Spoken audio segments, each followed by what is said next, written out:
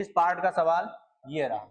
ठीक है, यहाँ पर देखो क्या बोला है, डिफरेंशिएशन करना है b into ten inverse x पूरा लिखा हुआ है।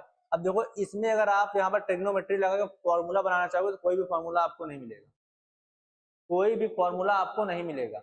हम लोग वहां पर लेट करते हैं जहां पर फॉर्मूला बन रहा हो। जो जितने फॉर्मूले ट्रिग्नोमेट्री के पढ़े उसकी फॉर्म में अगर कुछ बनेगा तभी हम लोग लेट वेट करेंगे। यहाँ पर उसमें कुछ बनेगा नहीं कि यहाँ पर टेन के फॉर्म में, क्योंकि इनवर्स अंदर भी है।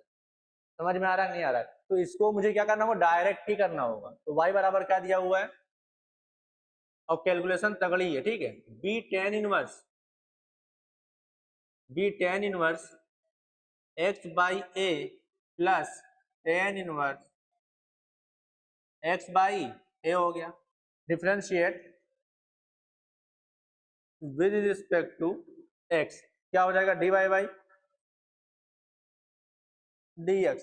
b बचेगा टेन इनवर्स x का क्या होता है, one upon one plus x square. तो यहाँ पर होगा one upon one plus x square, मतलब क्या, x by a plus tan inverse x by a पूरे का क्या, बताओ इसका क्या,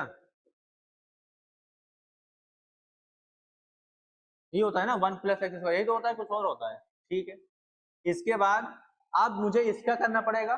तो एक्स बाई ए का क्या होगा बताओ, एक्स बाई ए का होगा वन अपॉन ए, एक कांस्टेंट है, एक्स का वन होगा तो वन अपॉन ए हो गया। ठीक है, अब मुझे टेन इनवर्स, अब बताओ किसका करना पड़ेगा, plus tan inverse x by a, इसका हो जाएगा one upon one plus x square by a square. अब मुझे एक्स बाई ए का करना होगा तो उसका क्या होगा बताओ, यहाँ तक समझ में आया कि नहीं आया? चेन रूल, जहां एक स्टेप भी एक चेन छोटी, आंसर आपका नहीं आने वाला। ठीक है, ये हो गया। तो dy बाई डी एक्स यहां से हो जाएगा b इंटू वन कितना होता है, b इंटू वन कितना होता है, b होता है। ठीक है, अब देखो ध्यान से, यहाँ पर मैंने लिखा वन अपॉन ए प्लस एलसीएम क्या होगा, ए स्क्वायर होगा। चुपचाप कहाँ जाएगा, ऊपर जाएगा।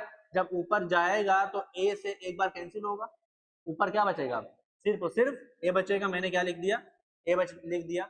यहाँ पर एलसीएम आया था तो a square plus x square बन जाएगा। बताओ अपॉन में क्या हो जाएगा, वन प्लस ब्रैकेट में x by a plus tan inverse x by a का क्या, होलिंग स्क्वायरिंग। बताओ समझ में आया नहीं आया, ये स्टेप समझ में आया कैलकुलेशन? ठीक है, एलसीएम लूंगा, नीचे ए स्क्वायर आएगा, चुपचाप ऊपर जाएगा तो ए स्क्वायर अपॉन ए क्या बचेगा, ए बचेगा। तो मैंने ए लिख दिया, बाकी एलसीएम लेकर जो आया वो कर दिया। ठीक है, अब इसमें एलसीएम लेते हैं। इसमें जब मैं एलसीएम लूंगा तो क्रॉस मल्टीप्लाई कर दो, काम खत्म है। तो ये हो जाएगा D Y by D x, d Y by D x b into, ठीक है, बी इंटू एलसीएम लूंगा क्रॉस मल्टीप्लाई, तो a square plus x square plus a square, तो ये हो जाएगा टू ए स्क्वायर प्लस एक्स स्क्वायर।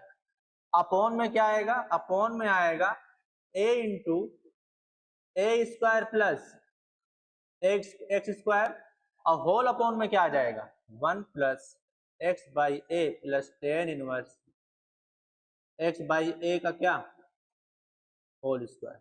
यहाँ तक समझ में आया? अब मैं लिखने जा रहा हूँ फाइनल आंसर।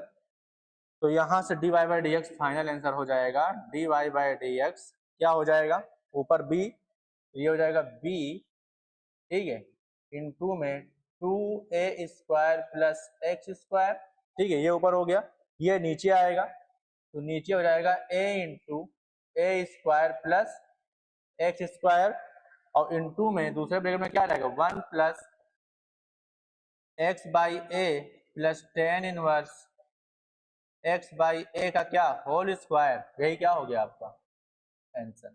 सिंप्लीफिकेशन कुछ नहीं कर पाओगे इसके अंदर।